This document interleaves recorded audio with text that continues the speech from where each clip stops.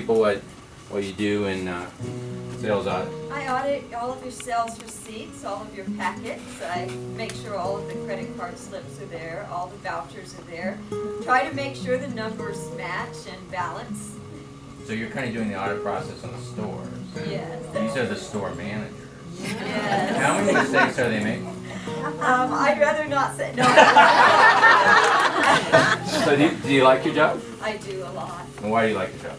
I like my job because when I come here, everybody's very compassionate towards me, very kind, been very patient with my learning process. What's your learning process? What's your learning process? I have been diagnosed with Asperger's syndrome and with dyspraxia, which is a learning disability that affects coordination, physical coordination, and also mental organization.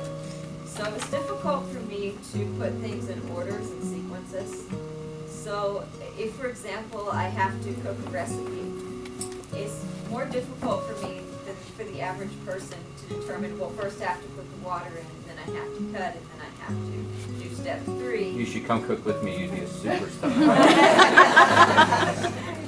And tell us about Asperger's. What is Asperger's? Asperger's is a high-functioning form of autism.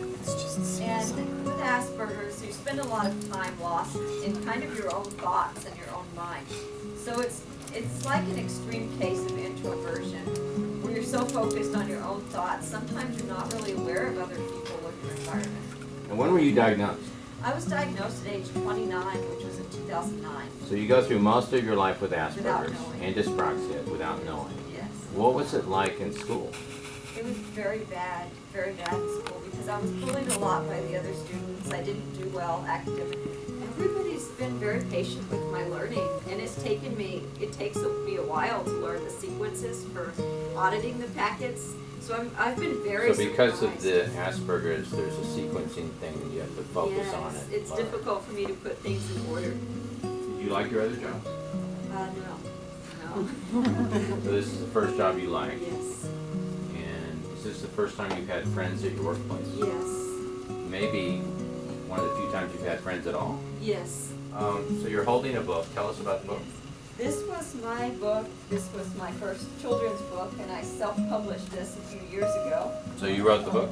I did, and I hired What's the someone name to of the do book? the illustrations. It's titled A Letter to My Child, So it's called A Letter to My Child. and my pen name is Lucy Christie.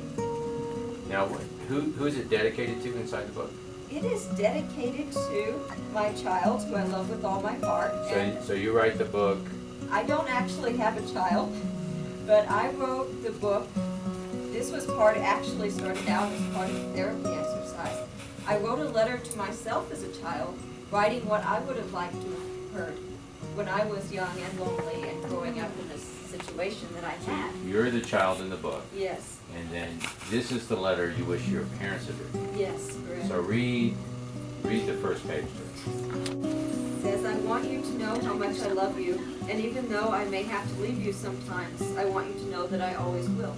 Read the next page. And everywhere I go, I take a little piece of your love with me, whether it's to the top of the highest mountain, to the hottest desert, or to the most faraway shore. Wherever I go, no matter how nearby or how far away, I will never feel alone because a little piece of you will always be there. So you're pretty high functioning. Yes. You met some of our employees with disabilities who are lower functioning.